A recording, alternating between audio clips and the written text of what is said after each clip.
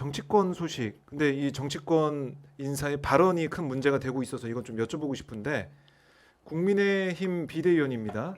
박은식 비대위원이 과거에 SNS에 글을 남긴 게 백범 김구 선생에 대해서 폭탄 던지는 분이다. 뭐 이런 식의 표현을 했어요. 그러니까 이게 이승만 전 대통령에 대해서 얘기를 하면서 나온 이런 발언인데 2021년 SNS에 이렇게 글을 썼습니다. 이승만 전 대통령에 대해서 막장 국가 조선시대랑 식민지를 이제 막 벗어난 나라의 첫 지도자가 이 정도면 잘한 거 아니냐. 이승만 전 대통령을 뭐 두둔하고 있는 것이고, 그리고 이렇게도 썼습니다. 그래도 이승만이 싫다면 대안이 누가 있냐. 김구 폭탄 던지던 분이 국제 정세와 나라 돌아가는 시스템에 대해 잘 알까? 여운형 암살에 김구가 관련되어 있다는 건 들어봤냐? 뭐 이런 식의 글을 썼다는 겁니다. 이거 어떻게 보셨습니까? 어떻게 지금 그 비대위원이죠. 네. 국힘당 비대위원장이 한동훈 위원장이죠. 위원장이죠. 네. 한동훈 위원장은 그 이제 어떻게 꼭 이런 사람들만 어디서 골라가지고 아하, 그 참 탁월한 능력을 가지고 있는 것 같아요. 그래요. 그런 사람들만 이렇게 모아가지고 그 한동훈 비대위원장은 그 법무부 장관이었죠. 그러면서 원래 이제 역대 정부에서 전부 다 그 정부의 인사를 할 때 검증 기능을 대통령실 청와대에서 민정비서관실에서 그 검증을 담당했거든요. 네. 근데 그 윤석열 정부 들어와가지고 바로 그 민정수석실에서 검증을 담당하면서 민정수석실 역할 중에 하나가 또 그 법무부라든가 이런 그 어떤 권력기관들을 이제 관리 감독하는 기능도 하고 있었습니다. 그렇기 네. 때문에 민정수석실이 청와대가 너무 미웠겠죠. 그러니까 민정수석실 싹 없애버린 거예요. 없애버리고 그 공직 인사에 대한 검증 그 기능을 담당하는 그 권한을 법무부로 다 가져와 버렸어요. 그랬죠. 그랬는데 이 정부에 들어와가지고 윤석열 정부에 들어가지고 곳곳에서 검증 부실, 네. 무능 검증 그랬죠. 이런 사건들이 깃터지지 않았습니까? 그러니까 한동훈 장관은 법무부 장관에 있을 때도 그런 어떤 부실 검증에 대한 전과가 많이 있는 분이에요. 근데 이제 그때 또 그런 이야기들을 많이 하니까 뭐 또 뭐 대통령실이 뭐 잘못했다는 또 책임을 또 자신이 지지 않고 딴 데로 책임을 전가하는 단 제가 지금 그 발언이 정확하게 기억이 안 납니다만은 그런 이야기도 지금 했습니다. 네. 근데 이제 또 아니나 다를까 또 이번에 비대위원장 돼가지고 본인이 다 비대위원 자신이 비대위원장이니까 비대위원 추천하고 다 검증하고 이런 모든 책임을 다 가져야 되는 거 아닙니까? 그렇죠. 근데 비대위원장. 어떻게 하면은 그또 똑같은 상황이 이렇게 좀 발생하는지, 반복되고 있다. 그러니까 한번 발생하면은 그것을 재발하지 않도록 하는 체계를 만들어야 되는데 네. 그런 것도 없다는 것들 일단 먼저 한번 첫 번째로 짚고 싶습니다. 그다음에 두 번째로는 뭐 무능한 조선이라고요. 네. 그러니까 이제 저는 우리가 그 500년 조선을 우리 이제 성찰적으로 살펴보면서 500년 조선에 우리에게 물려줬던 것들이 문제점 있는 것도 많이 있고 특히 이제 그 세도 60년 조선 말 60년 세도 정치는 우리가 정말로 뼈아프게 네. 반성해야 되는 그 시기라고 생각합니다. 60년 세도 정치가 결국은 암흑의 식민 강점기를 결국은 우리가 볼 때는 그 유발하는 측면도 있었고 물론 그 이후에 이제 일본의 어떤 메이지 유신을 성공한 세력들의 침략 그들이 이제 힘을 기를 때 네. 우리는 이제 그렇지 못했던 측면 때문에 뭐 무능한 조선이다 그렇게 비난하는 것들이 있다 봅니다만은 그런데 조선을 통째로 그렇게 무능한 조선이다 네. 그렇게 해야 될 건 아니고요. 우리가 지금 영화 명량 같은 데서 보듯이 네. 우리 해군이 우리 수군이 당시에 명나라 수군보다 더 강력했었고요. 그리고 이순신 장군 같은 분이 일본의 침략에 맞서서 싸우는 이런 또 조선의 역사의 전통이 있습니다. 근데 그걸 가지고 무능한 조선이라고 하는 거는 이승만 대통령에 대한 과대한 어떤 띄우기를 위해서 억지 논리를 만들고 있는 거라고 생각합니다. 근데 이승만 대통령에 대해서 막 이렇게 이야기하면은 이승만 대통령은 결국은 대한민국 임시정부 시절에도 탄핵을 받았었고 또 대통령이 돼가지고도 국민들한테 탄핵 받아가지고 쫓겨나는 사람입니다. 두 번이나 역사상의 탄핵을 받은 그런 네. 대통령이에요.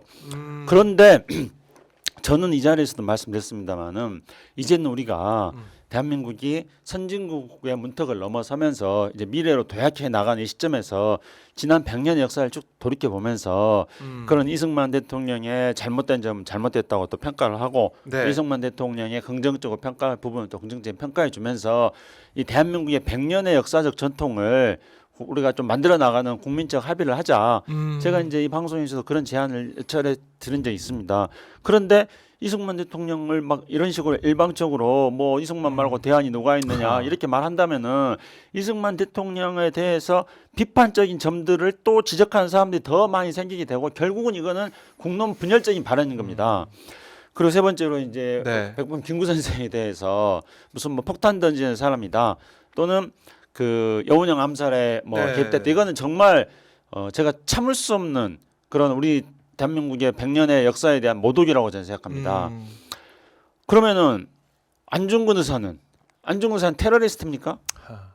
저는 우리가 당시에 일제에 대한 그 강제 일제가 우리나라를 강제로 점령하고 네. 그거에 대해서 우리 국민들이 저항하는 것들 우리가 홍범도 장군에 대해서 우리 국민들이 지지하는 것은 왜 그렇습니까? 홍범도 장군은 3.1운동 이후에 네. 어떤 우리 독립에 대한 국민들의 열망을 받아 안아가지고 만주에서 봉오동 전투라든가 청산리 전투라든가 이런 데서 일본군과 무장투쟁을 벌여가지고 대승을 거두었던 분위기 때문에 그래서 우리가 홍범도 장군을 지금도 기리자는 거 아닙니까? 네. 그러면 홍범도 장군이나 안중근 의사나 다 뭐예요 이런 분들은. 그래서 백범 김구 선생도 대한민국 임시정부 주석으로서 네. 많은 활동을 했고 그리고 그 임시정부 주석으로서 이봉창 의사라든가 윤봉길 의사를 통해 가지고 일본에 대한 일본의 우리 식민지 강제 점령한 것에 대한 저항 운동을 펼쳤던 것입니다. 만약에 그런 김구 선생의 임시정부를 통한 우리의 투쟁이 없었다면은 그럼 대한민국 역사가 오늘날 얼마나 부끄러운 역사가 됐겠습니까? 우리 그리고 대한민국 임시정부는 백범 김구 선생이 주석으로 있었던 대한민국 임시정부는 1940년대 광복군을 만들었습니다. 그리고 광복군은 일본군에 대해서 선전포고를 했고 네. 그리고 그 광복군은 버마 전선에 참전해가지고 영국군과 함께 일본군에 대해서 맞서는 투쟁을 벌였습니다. 그리고 그 광복군은 미국의 OSS랑 같이 네. 우리 한반도의 그 진입 진공 작전도 펼치고 그렇게 했습니다. 그런 것들을 이끈 사람이 대한민국 임시정부의 주석 백범 김구 선생입니다. 그런데 김구 선생을 무슨 뭐 폭탄 뭐 사주범 뭐 이렇게 말하고 또 뭐 여운형 선생의 배우에 섰다 뭐 이런 식으로 말하는 거는 그야말로 대한민국의 100년의 역사를 부정하고 대한민국을 분열시키는 네. 정말로 이건 망국적 발언입니다. 그 어떻게 하면 이런 사람들만 모아가지고 이렇게 인재라고 하는 건지에 대해서 이 국힘당에서 정말로 뼈저리게 반성해야 됩니다. 대한민국 역사를 부정하는 겁니다. 이거는. 네. 이거는 이렇게 하니까 이제 저 어떤 생각이 자꾸 드냐면은요. 네. 그 지금 이제 이재명 그 민주당 대표에 대해서 분명히 테러를 벌인 거 아닙니까? 근데 그 사람의 신원에 대해서도 지금 밝히지 않겠다는 거 아니에요? 그렇죠. 근데 그게 바로 이제 해방 공간에 있었던 백범 김구 선생에 네. 대한 암살이라든가 여운형 선생에 대한 암살이라든가 이런 것들도 당시 친일 경찰들이 정확하게 밝혀내지 못해가지고 오늘날 그 국진당 사람들이 여운형 선생 암살에 백범이 있었다는 이런 네. 터무니없는 주장을 하게 되는 것입니다. 그 당시에 그런 백범 김구 선생의 암살이라든가 여운형 선생의 암살의 진실을 밝히지 않았기 때문에 이런 터무니없는 이야기하는 건데 지금 똑같은 일이 똑같은 일을 하고 나서 또 그 세력들이 나중에 네.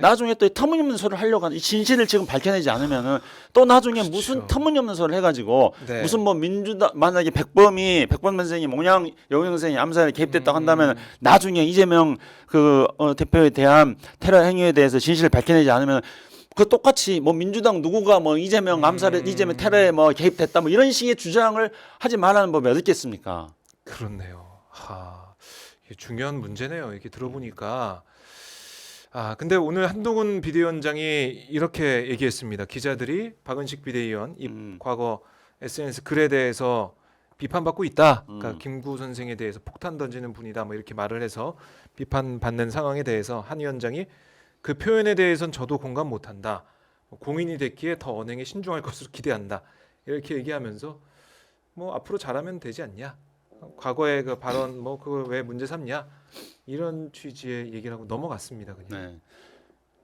그러니까 이제 본인이 위원장이어가지고 그 검증 권한, 뭐 추천과 검증에 대한 권한이 있으니까 네. 그 비난의 화살이 자기에게 꽂히는 것을 피해 보고자 하는 것인지 어떤 것인지는 잘 모르겠습니다. 근데 이런 중대한 사안에 대해서 이렇게 가볍게 넘어가는 것을 본다면은 이 사안의 심각성에 대해서 충분하게 인지를 하고 있지 않다. 저는 그런 생각이 듭니다. 그래서 이 박은식이라 그랬나요? 네, 박은식 비대위원. 네, 그 비대위원의 어떤 세계관, 철학 이런 것들이 그 동안에 축적돼 있지 않습니까? 그러면은 네. 그거를 이제는 만약에 한동훈 위원장처럼 말한다 이제는 그런 것 다 숨기고 위장하고 있다가 뭐 이빠른 소리 좀 하다가 나중에 네. 권력 다시 이제 총선 끝나고 나면은 발톱을 드러내라. 지금 뭐 그런 좀과 다를 바 뭐가 있겠습니까? 하하, 참 이번에 비대위원 문제가 계속해서 불거지고 있기 때문에 참 안타까운 그런 상황이다. 근데 한동훈 위원장은 바꿀 생각이 없어 보인다 이렇게 생각이 되겠고